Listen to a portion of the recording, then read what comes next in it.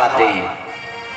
और भगवान ने गोवर्धन जी को अपने कनिष्ठिका उंगली पर धारण करके इत्युक्तैक हस्तेन, जैसे छत्रक इव बालका, जैसे बालक धरती के फूल को उखाड़ करके अपना छाता बना लेते हैं खेल खेल में, उसी प्रकार हमारे गोविंद आज 7 कोस के गोवर्धन पर्वत को उठा लेते हैं।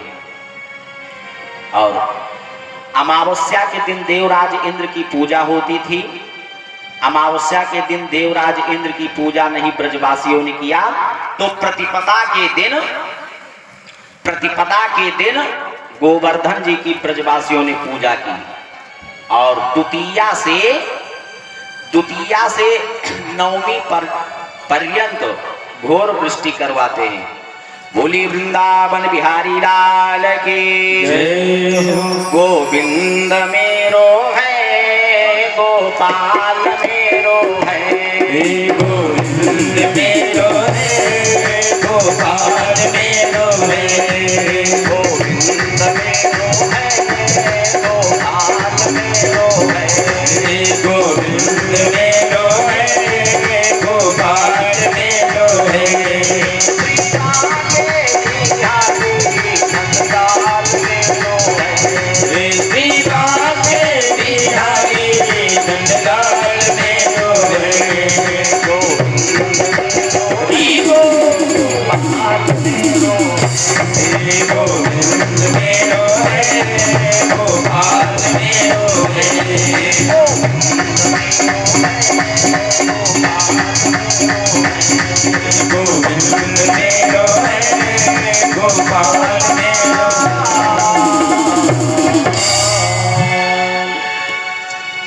तो भैया आज नवमी पर्यंत, द्वितीया से नवमी तक घोर वर्षा 7 दिन तक करवाए देवराज इंद्र। और 10वीं के दिन जब ज्ञात हुआ कि जिस बालक को हम केवल पंडित मानिना समझ रहे थे, अपने को बुद्धिमान समझ रहे थे, जिस बालक को वो साक्षात पूर्ण ब्रह्म परमात्मा ही श्याम सुंदर के रूप में अवतार ग्रहण किया है, लज्जित होकर के देवराज इंद्र एकांत पा करके भगवान गोविंद की शरण में आए, श्याम सुंदर की शरण में आए। प्रभु, हम आपके बल को, आपके तेज को नहीं समझ सके। नमस्तुभ्यं भगवते पुरुषाय महात्मने वासुदेवाय कृष्णाय सात्वतां पतये नमः। हे प्रभो, आपकी माया का, हे नाथ, हे प्रभो, आपकी माया का ब्रह्मादि पार नहीं पाते हैं। हे प्रभु, आपकी माया का ब्रह्मादि पार नहीं पाते हैं। आपकी माया का ब्रह्मादि पार नहीं पाते हैं। हे प्रभु, आपकी माया का ब्रह्मादि पार नहीं पाते हैं। ये सृष्टि एक भवसागर है, ये सृष्टि एक भवसागर है, ऋषि मुनि भी होते ये सृष्टि एक भवसागर है, ऋषि मुनि भी होते खाते हैं। हे दया निधान दया करिए, हे दया निधान दया करिए, मैं अधम देह अभिमानी हूँ, मैं अधम देह अभिमानी हूँ। हे दया निधान दया करिए, हे दया निधान दया करिए, मैं अधम देह अभिमानी हूँ, मैं अधम देह अभिमानी हूँ। जग के पालक, जग के पालक, ब्रज के रक्षक, मैं हुआ शर्म में भारी हूँ। जग के पालक, ब्रज के रक्षक, मैं हुआ शर्म से भारी हूँ। जग के पालक, ब्रज के रक्षक, मैं हुआ शर्म से भारी हूँ। हे पालक, ब्रज के रक्षक, मैं हुआ शर्म से भारी हूँ।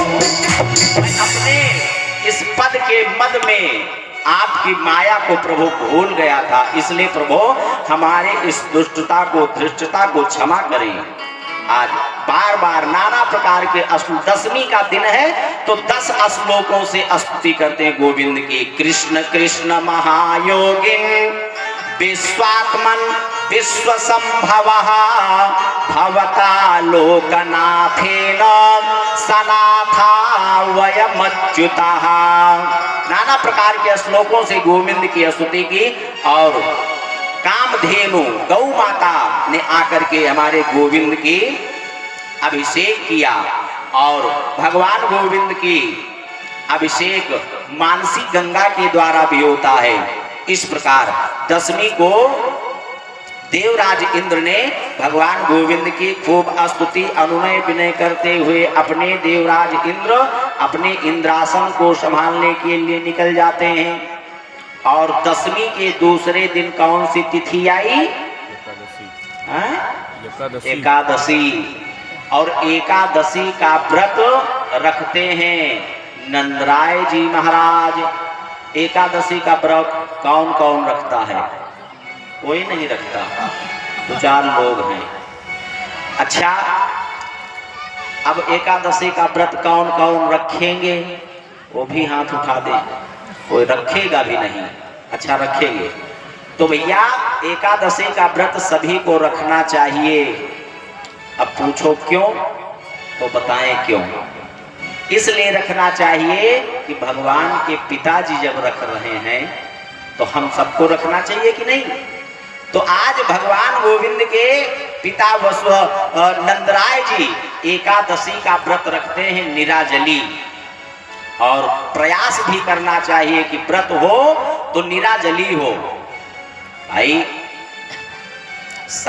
15 दिन तक, 15 दिन में एक बार एकादशी आती है, एक महीने में 2 एकादशी। तो कम से कम 15 दिन तक हम खूब आइटम पर आइटम ग्रहण करते हैं। और इस पेट में जो हम आपकी मशीनरियां चल रही हैं उनको भी एक दिन का अवकाश तो प्रदान करो। कल कारखानों में जो बड़े बड़े कारखाने चलते हैं उसमें 1 हफ्ते का अवकाश दिया जाता है कि भाई ये मशीनें कुछ आराम कर लें। तो उस मशीनों से भी महत्वपूर्ण हम आपके पेट की जो मशीनरियां हैं वो महत्वपूर्ण है। एक 80-85 हजार की मोटरसाइकिल लेते हैं, लेते कि नहीं? तो उसमें प्रयास करो कि मट्टी तेल से चलवा दो। तो जानी मट्टी तेल नहीं डालोगे हमारी गाड़ी बिगड़ जाएगी। हैं? वो 80-85 हजार का मिलता है और ये मानव तन की क्या कीमत है कोई बता सकता है? बहुत पूछा जा, चलो माता जी 2 लाख रुपया देवे। हैं? अपने शरीर का इतना भान रखते हैं हम सभी, लेकिन खाने के लिए नहीं। जो भी मिले जैसा भी मिले बस ग्रहण करते जाओ। अरे फल इत्यादि खाओ जिससे हमारे उदर को कुछ आराम मिले, सुपाच्य वस्तु ग्रहण किया जाए। और एकादशी के व्रत वाले दिन निराजली रखा जाए, कुछ भी ना लिया जाए। यदि नहीं चल पाता तो कम से कम सजला हो जाओ। निर्जला नहीं हो पाता तो सजला हो जाओ, जल ग्रहण कर लो। जल से भी तृप्ति नहीं हो रही तो पेय पदार्थ में दूध है, दही है, पंचामृत इत्यादि ग्रहण कर सकते हैं। उससे भी तृप्ति नहीं हो पा रही है तो फल इत्यादि ग्रहण कर लो। अब उससे भी तृप्ति नहीं हो पा रही है तो फिर भोजन ही करो, इसी में भलाई है। एक माता जी से हमने निवेदन किया, माता जी एकादशी का व्रत रखती हो? कहा पंडित जी रखती तो नहीं, लेकिन अब इच्छा हो रही है कि अब रखें। तो कहा ठीक, अब की जो एकादशी आ रही देव उठनी एकादशी है, इसी से प्रारंभ कर दो। देव उठनी एकादशी भैया त्योहार होता है, उस दिन पूजन ईख का कराते हैं ना, तो नाना प्रकार के आइटम। एकादशी का अवसर, माता जी को जब बहू ने जाना कि आज हमारी माता जी एकादशी का व्रत रखें, तो सवेरे स्नान आदि से निवृत्त हुई, पूजा अर्चना किया और उसके बाद एक गिलास भर करके चाय और एक कटोरा वही मूंगफली का दाना, और थोड़ा 2 घंटे और व्यतीत हुआ। फिर एक कटोरे में 1 लीटर दूध गरम गरम, उसमें 4 लड्डू रामदाना के चम्मच लगा करके माता जी लिए। 2 घंटे और बीता, दोपहर हुआ, तब तक कल्हारे, आलू, कुट्टू को आटा का पूड़ी ये सब आइटम आया। जब तक 3 बजा 4, फिर 1 गिलास चाय रहा, वही मूंगफली के दाना। संध्याकालीन बेला हुई, फिर वही कल्हारे, आलू, कुट्टू के आटा की पूड़ी, बक्कल का दाल, तिन्नी के चावल, ये सब खाया। और दूसरे दिन माता जी का पेट खराब। माता जी का पेट खराब, द्वादशी बड़े अच्छे ढंग से नहीं बीती। द्वादशी व्रत छोड़ दिया। साल 2 साल में फिर हम गए तो कहा माता जी एकादशी का व्रत चल रहा है, छोड़ दिया। कहा पंडित जी हम छोड़ दिए। क्यों? कहा हमें नहीं सूट करता। क्यों नहीं सूट करता? कहा जो हम व्रत रखते हैं तो हमारा पेट खराब हो जाता। अरे माता जी, पेट को ही तो सुधारने के लिए, वैज्ञानिक दृष्टिकोण से देखा जाए तो पेट को ही सुधारने के लिए तो अवकाश व्रत रखा जाता है। अगर वैज्ञानिक दृष्टिकोण से देखा जाए, कैसे रखती हो? जब वृत्तांत बहू ने बताया तब हमने कहा माता जी इतना तो कोई व्रत नहीं रखता तो नहीं खाता। आप इतना खाओगे तो आपका पेट नहीं बिगड़ेगा क्या हमारा बिगड़ेगा? तो भैया एकादशी का व्रत हो सके। अच्छा, व्रत का एक नाम और है, उपवास। क्या नाम है? उप माने क्या होता है? उप समीपे। उप माने समीप, वास माने निवास करना। जिस देवी देवता का हम व्रत रख रहे हैं, उस देवी या देवता की सानिध्य, उनके संग में वास निवास करने का, उनका ध्यान करने का, उनका नाम उच्चारण करने का कितना अवसर हमें मिल रहा है, ये देखने की आवश्यकता है। तो उपवास ऐसे किया जाए, जिस दिन जिस देवी देवता का व्रत रख रहे हैं उस देवी देवता का चिंतन किया जाए, उनकी सानिध्य प्राप्त हो, ऐसा प्रयास करना चाहिए। आज नंदराय जी एकादशी का पावन पुनीत व्रत रखते हैं और निराजली रात्रि में 12 बजे, समझे, रात्रि में 12 बजे आभास हुआ नंदराय जी को कि हमको लगता है भोर हो गया, सवेरा होने को आया, ब्रह्म मुहूर्त आ गया। कुछ ब्रजवासियों को साथ में लिया नंदराय जी और निकल गए यमुना जी स्नान करने के लिए। रात्रि में 12 बजे का समय, जो यमुना में प्रवेश किए नंदराय जी, जो डुबकी मारे कि वरुण देवता के अनुचर रात्रि में इतस्ततः उभयतः परितः भ्रमण कर रहे थे इधर उधर, और नंदराय जी को रस्सी में बांध लिया और अंदर ही अंदर पहुंच गए लेकर वरुण लोक। अब तो वरुण देवता के महल में नंदराय जी बंधन युक्त पड़े हैं। जब बहुत देर बीत गया, ब्रजवासियों ने देखा कि नंदराय जी ऊपर ही नहीं निकले, तो गोविंद के पास गए, श्याम सुंदर आपके बाबा नदी में डूब गए। भगवान श्याम सुंदर दौड़े दौड़े आए और जिस कुंड में स्नान के लिए छलांग मारी थी, आज उसी कुंड में भगवान श्याम सुंदर ने भी छलांग मार दिया। और जो छलांग मारी भगवान श्याम सुंदर ने, सीधे पहुंच गए वरुण लोक। वरुण देवता की दृष्टि पड़ी, भगवान आए हैं, चरणों में लोटपोट हो गए, अपने सिंहासन पर बिठाया।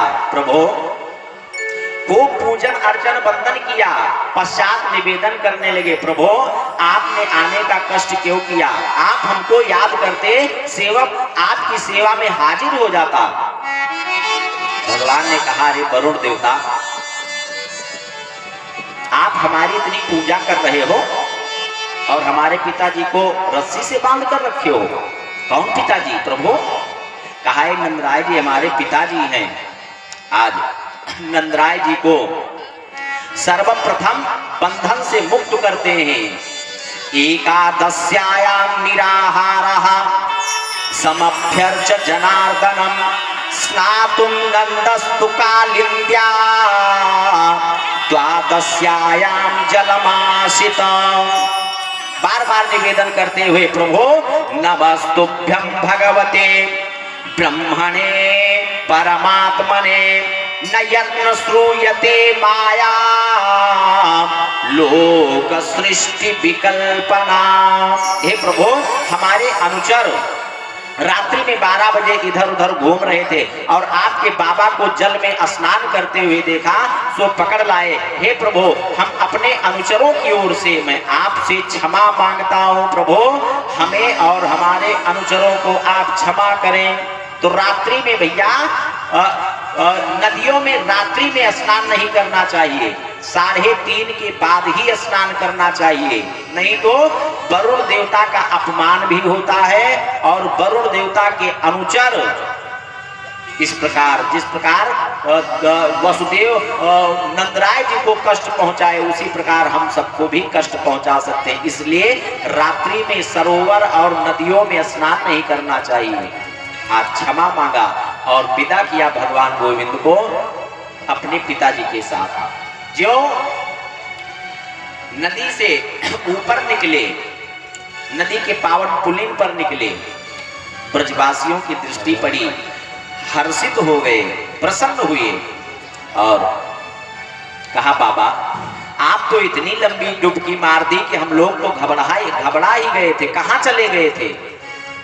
कहा, रे ब्रजवासियों, हमको क्या पता था कि रात्रि में 12 बजे का समय है, हमको तो लगा कि भोर हो गया। और सो हमने स्नान जो डुबकी मारी कि 4 लोग चमकीले चमकीले रस्सा डंडा लेकर आए, हमको बांध कर ले गए। लेकिन हमारा श्याम सुंदर न जाने कहाँ घूमते टहलते पहुंच गया। अरे भैया ब्रजवासी, हम तो देख रहे थे कि हमको तो बंधन में डाल रखे, लेकिन हमारे कन्हैया के चरणों में वो राजा, वो देवता लोटपोट हो गया। जो पूजा हमारे श्याम सुंदर की वहां हुई कि हमारे तो आंखें खुले की खुले रह गए। आज ब्रजवासी को पुनः ये आभास हुआ कि जो श्याम सुंदर नंदराय जी के लाला को हम समझ रहे थे, ये कोई साधारण नंदराय जी का लाला नहीं है, ये तो हमको लगता है भगवान है। आज पुनः भगवान की शरण में आए समस्त ब्रजवासी। कहा, लाला कन्हैया, हमको तो लगता है तू भगवान है। देखिए, जब जब ब्रजवासी कहते गोप सखा भगवान को भगवान की भगवत्ता देख करके जब जब भगवान मानने का प्रयास करते, तब तब भगवान अपने वाक्पटुता के द्वारा ऐसा समझा देते कि ब्रजवासी मानो अपना सखा, अपना मित्र, अपने साथ खेलने वाला ही मान करके रह जाते।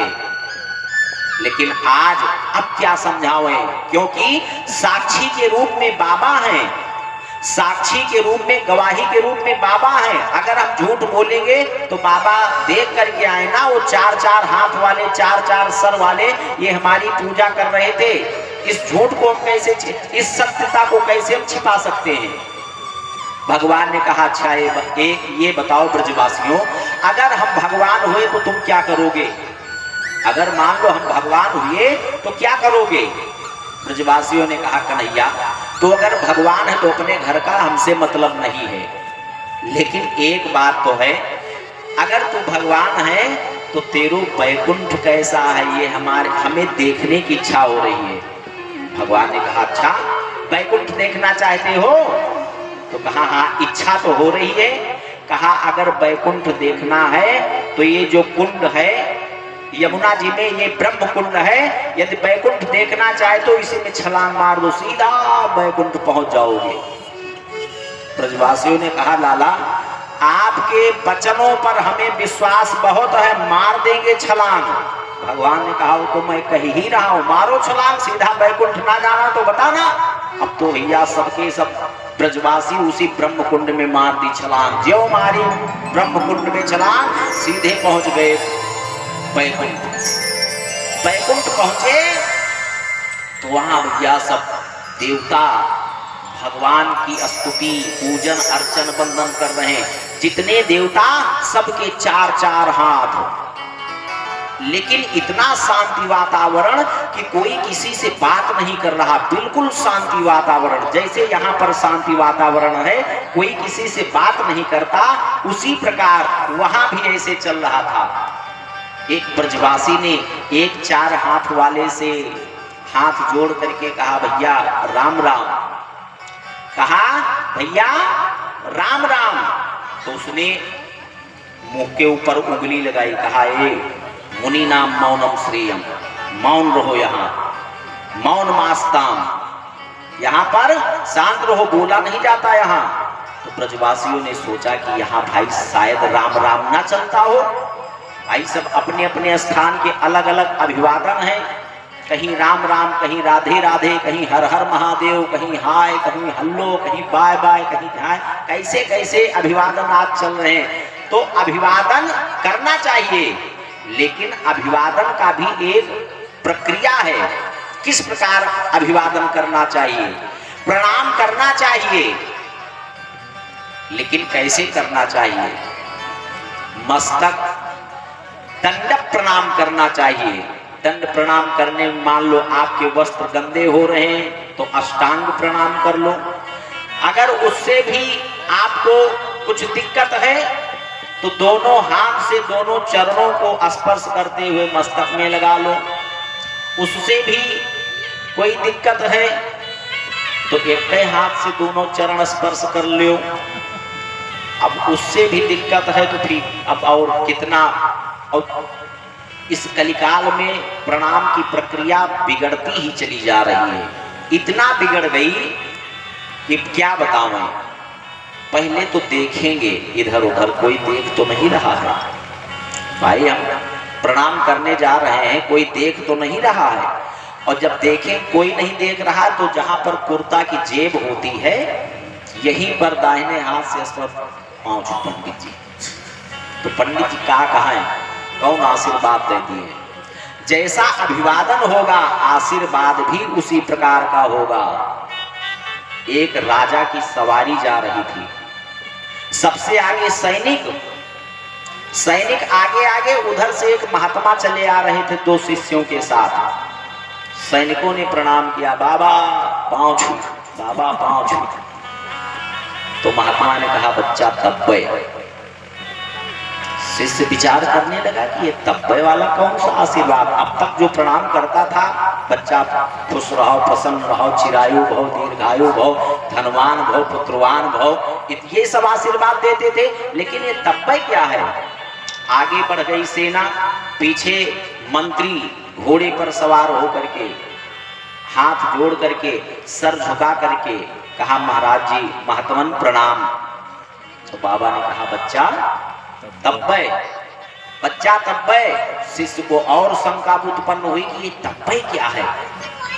और आगे बढ़े महामंत्री घोड़े से उतर करके महाराज जी के चरणों को स्पर्श करते हुए प्रणाम किया, महाराज जी प्रणाम। उनको भी यही बच्चा तब्बे। और आगे बढ़ा सेना, मंत्री महामंत्री आगे निकल गए, पीछे राजा रथ पर सवार होकर के आ रहा था। राजा रथ को रोक दिया, रथ से नीचे उतरा और दंड प्रणाम करते हुए, जैसे डंडा लेट जाता उसी प्रकार लेट करके प्रणाम किया। बाबा ने उनको भी वही कहा, बच्चा तब्बे। अब सब सेना निकल गई, राजा भी निकल गया, शिष्यों को नहीं रहाइश हुआ। जब बहुत पेट दर्द करने लगा तो गुरुदेव भगवान से पूछने लगा, बाबा गुरुदेव भगवान ये कौन सा आशीर्वाद है, तब्बे क्या है।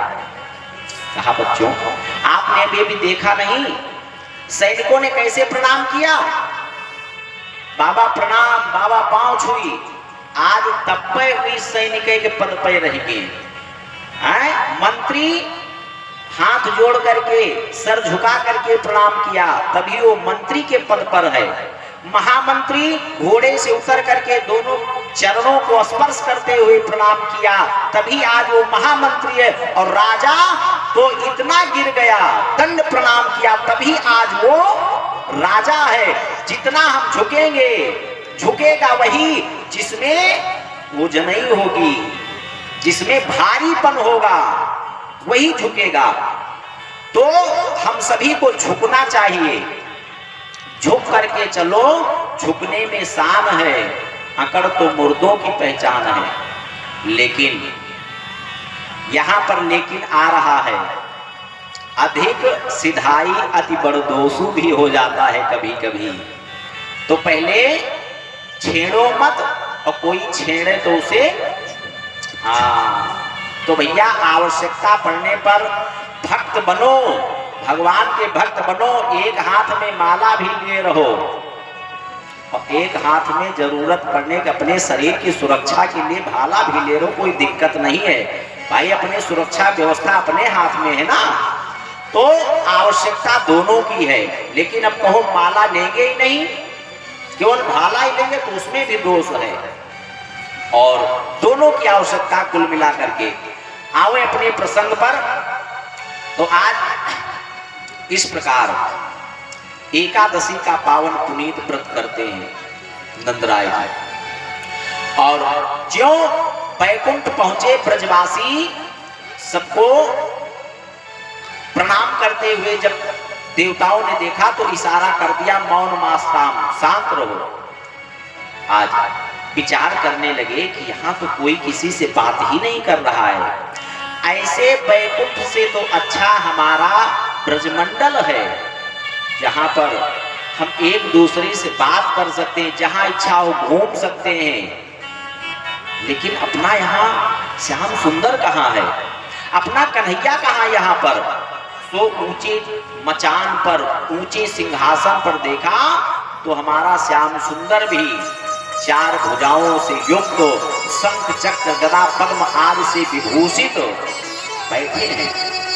और किनारे किनारे ब्रह्मादिक देवता, चतुरानन, पंचानन, खड़ानन, ये सब भगवान की स्तुति कर रहे हैं वैदिक मंत्रों के द्वारा। ये वैदिक मंत्र तो और नहीं समझ में आया भैया, ये कौन किससे क्या बात कर रहा है, कुछ समझ में नहीं आ रहा।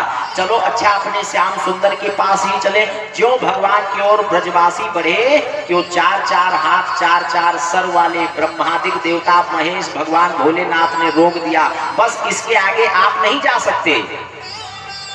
तब ज्ञान हुआ कि ऐसे दुर्लभ श्याम सुंदर से तो अच्छा हमारा ब्रजमंडल में निवास करने वाला श्याम सुंदर है। उसके साथ जब चाहे, जैसे चाहे, चाहे भोजन करें उसके साथ, चाहे खेल खेलें, खेल में श्याम सुंदर हार जाते हैं तो उस श्याम सुंदर का कान भी पकड़ के ऐंठ देते हैं। तो इस प्रकार इतना सुलभ श्याम सुंदर हमारे लिए अच्छा है। जो श्याम सुंदर ब्रजमंडल में निवास करने वाले श्याम सुंदर का चिंतन किया ब्रजवासियों ने, तो उसी ब्रह्म कुंड से छलांग मारते हुए निकल करके नदी के पावन पुलिन पर खड़े हुए। इस प्रकार भगवान श्याम सुंदर ने ब्रजवासियों को अपना वैकुंठ दिखाया। बोले वैकुंठनाथ की जय, लक्ष्मी नारायण भगवान की जय। हरे रामा रामा राम सीता राम राम राम, हरे रामा रामा राम सीता राम राम राम, हरे रामा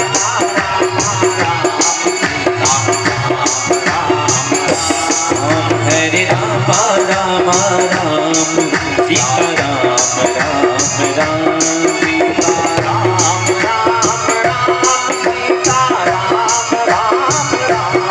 सीता राम राम राम, सीता राम राम राम, सीता राम राम राम, सीता राम राम राम, सीता राम राम राम, सीता राम राम राम, सीता राम राम राम, हरे राम राम हरे रामा रामा राम, सीता राम राम राम, सीता राम राम, सीता राम राम राम, सीता राम राम राम, सीता राम राम। भगवान पिता रात्रि शरदोत्फुल्लमल्लिकाः वीक्ष्य रन्तुं मनश्चक्रे योगमायामुपाश्रिताः। आज भगवान श्याम सुंदर के अंतःकरण में गोपियों के द्वारा गोपियों से रास रचने की, रास करने की इच्छा उत्पन्न हुई। देखिए, जो गोपियां अब तक भगवान श्याम सुंदर को प्राप्त करने के लिए आए दिन नाना प्रकार की यत्न किया करती थी और भगवान श्याम सुंदर उन गोपियों के लिए यदा कदा दुर्लभ हो जाते थे, आज वही गोविंद श्याम सुंदर के अंतःकरण में गोपियों के द्वारा गोपियों से रास रचने की इच्छा जागृत हुई। लेकिन इस पर भी ध्यान दे, ये रास कौन करने जा रहा है? वो करने जा रहा है जो कर्तुम अकर्तुम अन्यथा कर्तुम समर्थवान है। कौन? भगवान अपितारात्रि। ये रास भगवान करने जा रहे हैं, भगवान। इसीलिए रास की जब लीला प्रारंभ करते हैं, कथा प्रारंभ करते हैं, तो सबसे पहले लिख दिया भगवान। कौन कर रहा है? भगवान अपितारात्रि। और रात्रि कौन सी है? शरदोत्फुल्ल मल्लिका।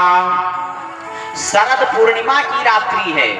और शरद पूर्णिमा की जो रात्रि होती है, पूर्णिमा किस देवता के नाम रिजर्व है? चंद्रमा देवता के नाम। और चंद्रमा मन का देवता है। चंद्रमा मन सो जाता। और चंद्रमा पूर्णेंदु को जब प्राप्त होता, पूर्णमासी को जब चंद्रमा होता है, तो मन को चंचलायमान कर देता है। यमुना जी के पावन पुलिन पर आज श्याम सुंदर समुपस्थित हैं। दिव्य छटा यमुना जी के पावन पुलिन की हो रही है। वृक्षों में सुंदर सुंदर पुष्प और उन पुष्पों से दिव्य सुगंधी पवन के द्वारा, हवा के द्वारा प्रवाहित हो रही है।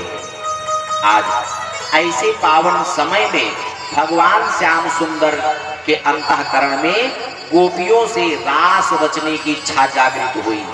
देखिए, गोपी कौन है? गोपी, गो माने होता है इंद्रियां।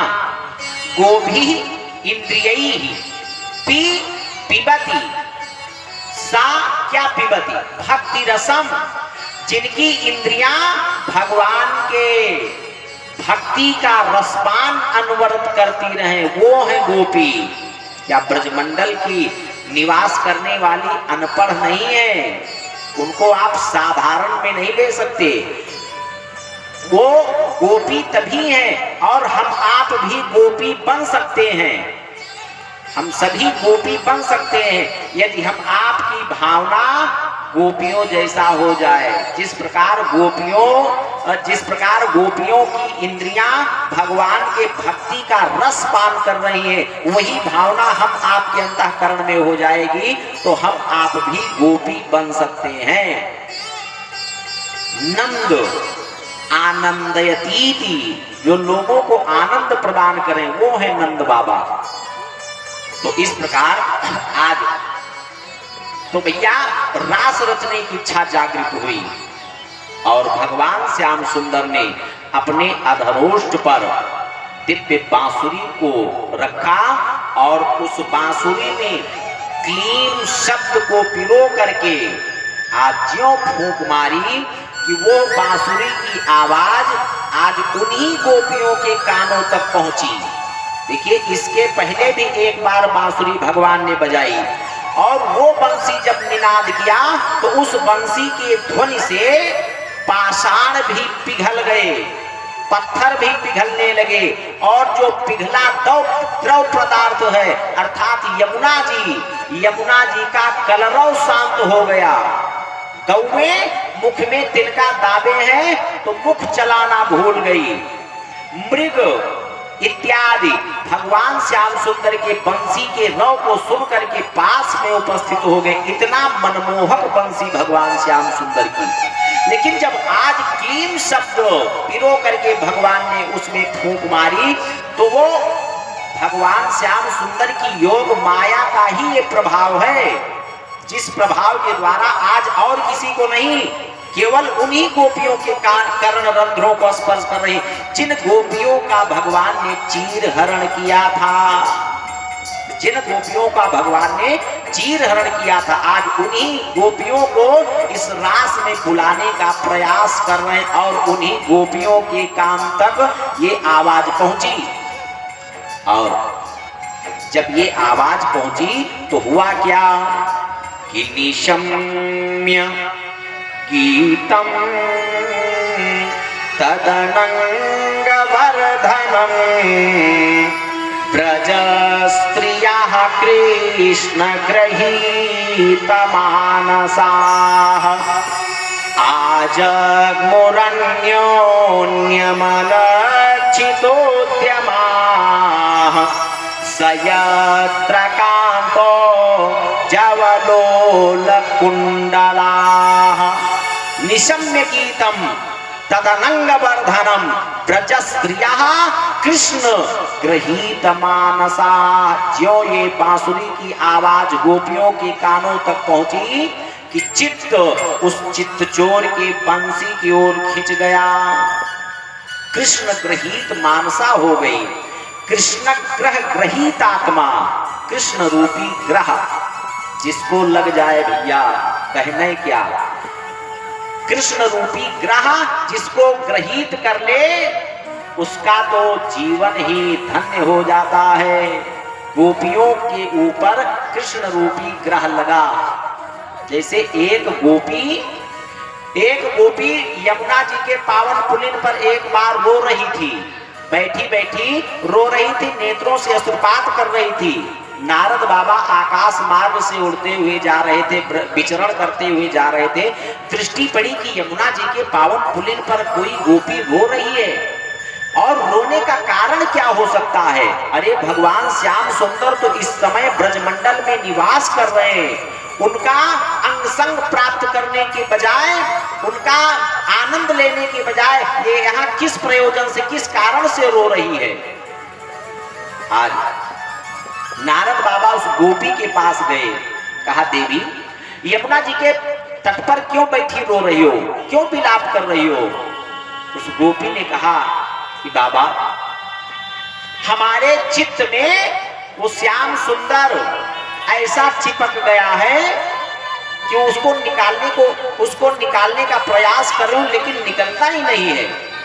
आज नारद बाबा के होश उड़ गए कि बताओ, जिस श्याम सुंदर के दर्शन पाने के लिए, एक छटा का दर्शन पाने के लिए बड़े बड़े अमलात्मा, विमलात्मा, महात्मा घोर तपस्या किया करते हैं, तब भगवान की एक बार झांकी प्राप्त करते हैं।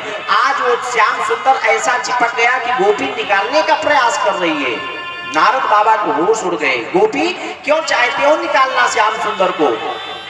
आज उस गोपी ने कहा कि बाबा एक दिन की बात, मैं गौ माता का दोहन करने के लिए हाथ में पात्र लेकर गई गौ माता के पास, और हमारे पास में श्याम सुंदर आया और श्याम सुंदर से हमने कहा कि हे श्याम सुंदर आओ, तुझको मैं गौ माता का ताजा ताजा दूध पिलाऊं। श्याम सुंदर हमारे पास आया और गौ माता के थन के नीचे अपना मुख फैला करके बैठ गया और मैं गौ माता का दूध उसके मुख में गारना प्रारंभ कर दिया। इतने में दरवाजा खोल करके हमारी सासू माता ने हमको आवाज लगाई, अरे बहू क्या कर रही है, तेरा दूध सारा जमीन में जा रहा है, तू दूध कहाँ गार रही है। आज जब ध्यान में आया कि अरे राम राम, हमारा दूध तो सारा जमीन में चला गया, वहां श्याम सुंदर नहीं था, ऐसा आभास हो रहा था, ऐसा हमको आभास हो रहा था। तो एक दिन हमारी सासू माता ने तो हमको क्षमा कर दिया इस गलती को, लेकिन दूसरे दिन फिर वही स्थिति, ज्यों मैं पहुंची गौ माता को दोहन करने के लिए कि हमको आभास हुआ कि श्याम सुंदर पुनः हमारे पास आ गया, पुनः दूध गारने लगी उसी के मुख में। और ज्यों जमीन में दूध गिरते हुए देखा कि आज हमारी सासू माँ ने हमको पुनः डांट लगाई, रे बहू तू बावरी हो गई है क्या, पागल हो गई क्या, जब तेरा दिमाग जब ठिकाने लग जाए तब हमारे घर आना, नहीं तो निकल जा हमारे घर से। आज वो गोपी बैठी इसी कारण से विलाप कर रही, जो चित चोर हमारे चित्त से निकले तब मैं अपने घर को जाऊं। आज नारद बाबा के होश उड़ गए। ये है गोपियां। गोपियां साधारण नहीं है। जिन जिन गोपियों के कर्ण रंध्रों को भगवान श्याम सुंदर के बंसी का कलरव श्रवण पान किया कि अपने सुध बुध का भान नहीं रहा, अपने शरीर का भान नहीं रहा, जो जैसा कार्य कर रही थी उस कार्य को वहीं पर छोड़कर दौड़ पड़ी भगवान श्याम सुंदर के बंसी की ओर। कोई एक आंख में काजल लगाया और दूसरे में लगाना ही भूल गई, दौड़ पड़ी भगवान श्याम सुंदर की ओर। कोई कढ़ाई में चूल्हे पर हलवा बना रही थी, सो कलछी लेकर दौड़ पड़ी। किसी ने एक आभूषण कान में धारण किया, दूसरे में धारण करना ही भूल गई। और कोई वस्त्र इधर के उधर वस्त्र धारण करके, जो ऊपर पहनने चाहिए नीचे धारण कर लिया, नीचे वाले ऊपर धारण किया। जैसे जो वो बंसी की निनाद कानों तक पहुंची कि सुध बुध भूल गई और दौड़ पड़ी भगवान श्याम सुंदर की बंसी की ओर। आज उस महारास में हम सब लोग भी प्रवेश कर सकते हैं। उस महारास में हम सब लोग भी प्रवेश कर सकते हैं, लेकिन उस महारास में प्रवेश करने का पास होना चाहिए। बिना पास के नहीं प्रवेश कर सकते। और वो पास कहाँ मिलेगा? वो पास है राधा रानी मैया के पास। आइए हम सभी भगवती राधा रानी मैया की शरण ग्रहण करें, तो राधा रानी मैया के द्वारा पास प्राप्त हो, तब उस रास में प्रवेश कर सकते हैं। बोली राधा रानी सरकार की जय। आंचल में छुपा लीजिए।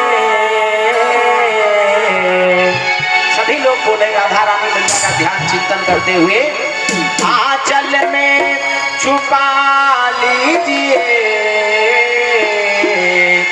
राधे रानी कृपा कीजिए। राधे रानी कृपा कीजिए। राधे रानी कृपा कीजिए। राधे रानी कृपा कीजिए। आंचल में छिपा लीजिए।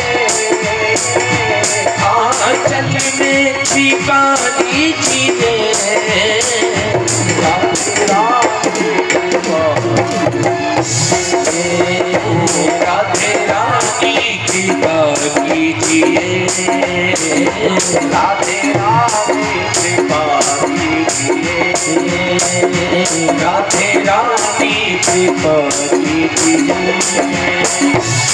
पलकों के सिंहासन पे मैंने तुम्हें बिठाया है। पलकों के सिंहासन पे मैंने तुम्हें बिठाया है।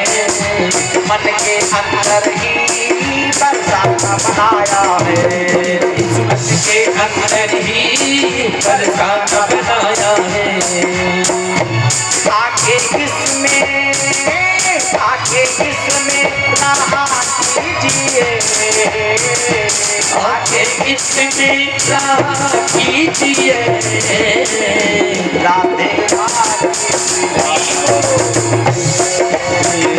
राधे रानी कृपा कीजिए। राधे रानी कृपा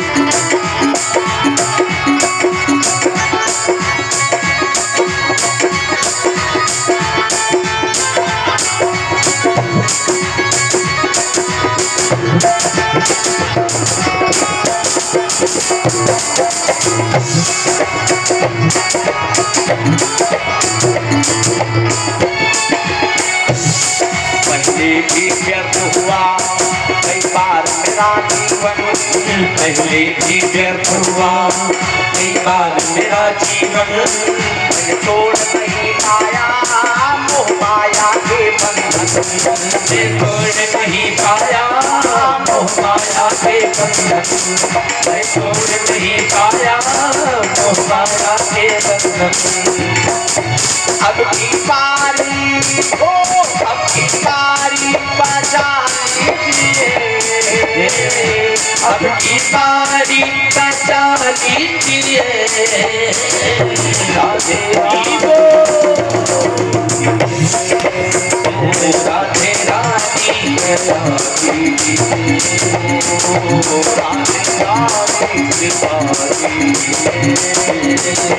राधे रानी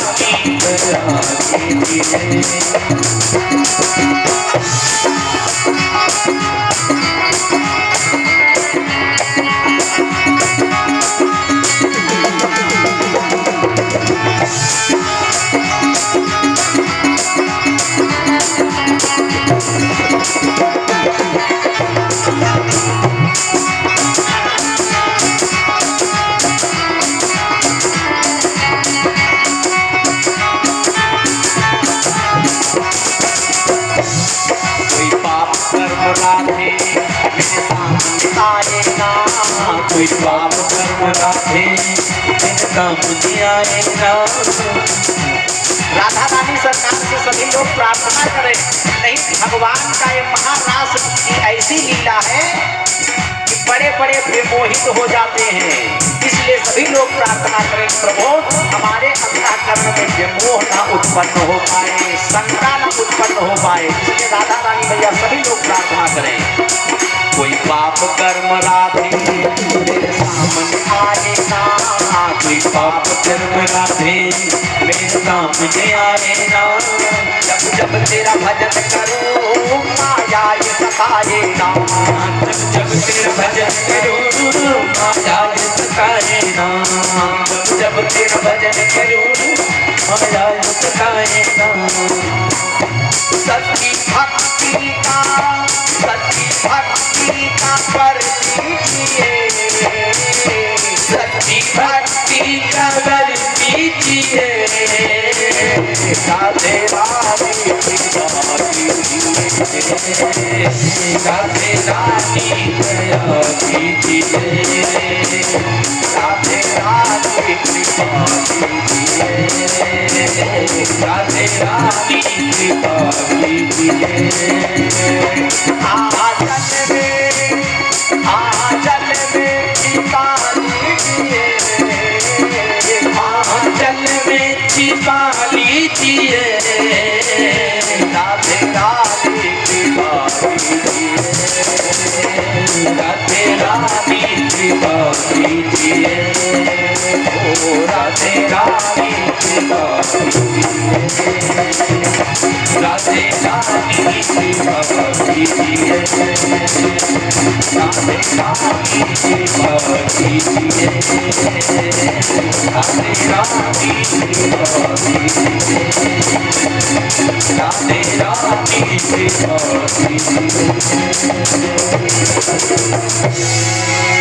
बोली राधे रानी सरकार की जय हो। आज समस्त गोपियां भगवान श्याम सुंदर के पास पहुंच गई और चारों तरफ से भगवान श्याम सुंदर को गोपियों ने घेर लिया।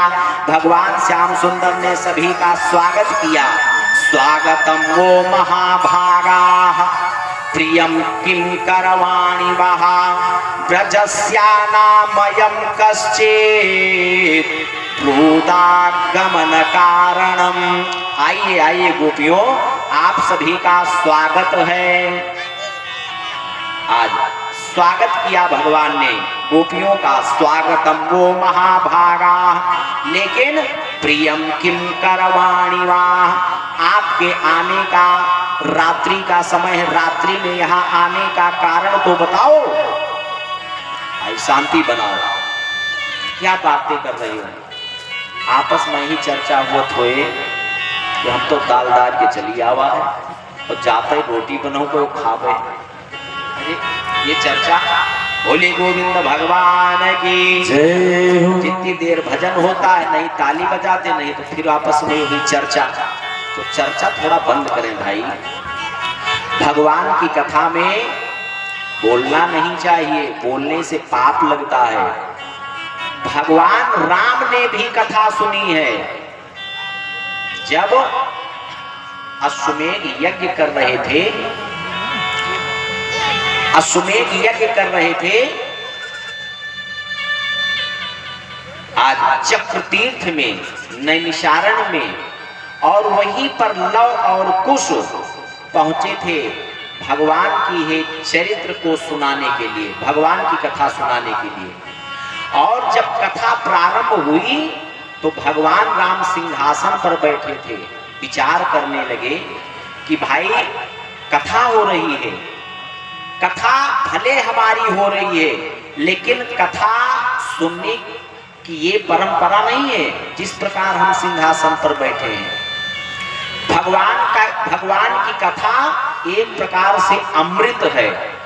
और अमृत बताओ द्रव है कि ठोस है कि गैस है? द्रव है ना, अमृत द्रव होता है। तो द्रव नीचे की ओर बढ़ता है, द्रव ऊपर को नहीं चढ़ेगा। और भगवान की कथा ऊपर से नीचे की ओर होता है, और सुनने वाला, ग्रहण करने वाला यदि ऊंचे बैठेगा तो कथा ऊपर कैसे चढ़ेगी। इसलिए सुनने वाले को नीचे बैठने की परंपरा है, विधान है। भगवान राम अपने सिंहासन पर से उठे और इतने आराम से उठे, और इतने आराम से उठ करके पब्लिक के बीच में ऐसे बैठ गए कि पड़ोसी को भी नहीं पता लगा कि कौन आकर के बैठ गया। और यहाँ तो कोई आता है तो ऐसे हिसाब से आओ कि पूरी जनता हमका देख देखो हमहू आएगा। तो कथा सुनने की परंपरा भगवान से सीखो। भगवान ने भी कथा सुनी और बैठ करके कथा सुनी, और इतने आराम से आकर के बैठ गए, किसी को आभास नहीं हुआ कि कौन आया बगल में बैठ गया। तो कथा में चहल पहल करना अच्छी बात नहीं है। आज गोपियों से पूछने लगे श्याम सुंदर कि भूता गमन कारणम, आप लोग अपने यहाँ इतनी रात्रि में आने का कारण तो बताओ, किस लिए आई हो? भगवान ने कहा अच्छा अब समझ में आया, शायद आप शरद पूर्णिमा की रात्रि है और इस रात्रि का आनंद लेने के लिए अवश्य आई होंगी। लेकिन रात्रि में इतस्ततः आप लोगों का घूमना अच्छी बात नहीं है, जाओ लौट जाओ। अगर इस चांदनी की छटा को देखना था तो देख लिया, लौट जाओ। अच्छा, यहाँ के दिव्य वातावरण की सुगंधी लेने आई थी, अब वो भी मिल गया होगा, अब तो लौट जाओ। गोपियां कुछ बोल नहीं रही है, न सर हिला रही है, भगवान ही बोल रहे हैं। भगवान ने कहा अच्छा अब समझ में आया, आप लोग अपने अपने घर से लड़ाई झगड़ा अपने पतियों से कर करके आई होंगी, इसी कारण से रात्रि में यहाँ आई हो। तो भैया रात्रि में इधर उधर स्त्रियों का घूमना अच्छी बात नहीं है, और झगड़ा तो सबके घर में हुआ करता है। इस प्रकार कोई लड़ाई झगड़े से तो घर का परित्याग थोड़ी कर देता है, जाओ वापस लौट जाओ। आज गोपियां विचार कर रही हैं कि जब तक मैं कुछ नहीं बोलूंगी तब तक ये अपना उपदेश प्रदान करते ही रहेंगे। आज गोपियों ने कहा प्रभु, जिस पतियों के पास हमें भेजने के लिए आप कह रहे हैं वो कौन है? अरे साक्षात पति तो आप हैं हमारे। इस प्रकार कहा जैसे एक पत्नी का पति ही परमेश्वर होता है, और उसी पति की पूजा अनवरत करनी चाहिए। और यदि वो पति परदेश चला जाए तो उस पत्नी को काहे की पूजा करनी चाहिए? तो भगवान ने कहा फिर भाई फोटो हो मिढ़वा करके लगवा लिया जाए, और उसी में धूप दीप पूजन अर्चन वंदन करना चाहिए। और कहा जब उस पत्नी का पति साक्षात आ जाए और वो पूजन कर रही फोटो की, तब उसको क्या करना चाहिए? दरवाजे पर पति आवाज लगा रहा है और यहाँ पर फोटो की पूजा कर रही है, तब उस गोपी को, उस स्त्री को क्या करना चाहिए? तो भगवान ने कहा भाई अब जब उसका साक्षात पति आ गया तो दरवाजा खोल करके दिव्य स्वागत करे और उस साक्षात पति की पूजा करे। तो गोपियों ने कहा प्रभु हम भी वही तो कर रहे हैं, हम लोग वही कर रहे हैं। वो जो हमारे घर में बैठे हैं वो पतियों के फोटो हैं और साक्षात पति जगतपति तो आप हैं, इसलिए हम आपकी शरण में आए हो और हे प्रभु हमारे मनोरथ को आप सिद्ध करें। देखिए अभी तक भगवती राधा रानी मैया नहीं आई, इसीलिए ये सब प्रश्न उत्तर हो रहे हैं। जब राधा रानी मैया आ गई तब भगवान खिलखिला करके हंसे और गोपियों के साथ में रास प्रारंभ कर देते हैं।